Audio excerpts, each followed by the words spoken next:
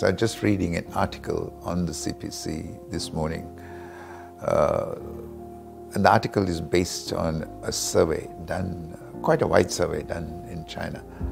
The result appears to suggest that the average Chinese is happy with the CPC, the direction that it is taking, and the results it has delivered. Then as a friend of China, I can only subscribe to those views. So personally, I think China has achieved much under the guidance of the CPC. There's no doubt about that.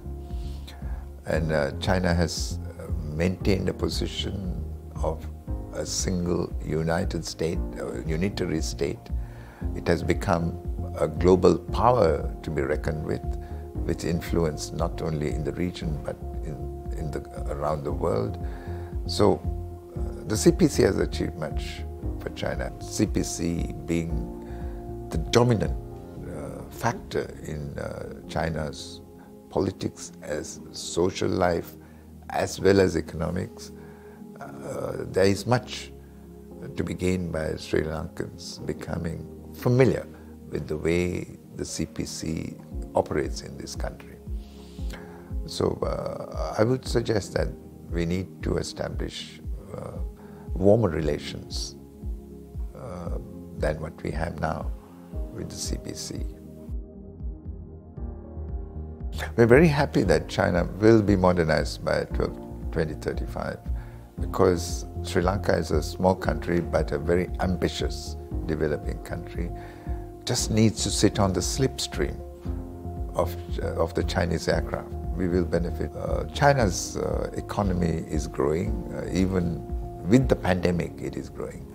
It is also expanding. It's middle class with a phenomenal surplus spending power. It's growing at the same time.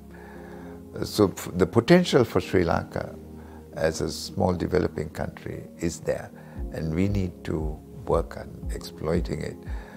As someone who has been involved in climate change related issues since Rio in 1992, this makes me very interested, because I personally believe that climate change is a major threat to the continued survival of the human race.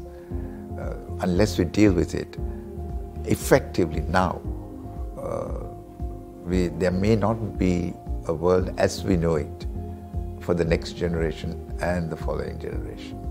So it's very good to hear that China will be carbon neutral by 2060. I think that is going to be a phenomenal achievement.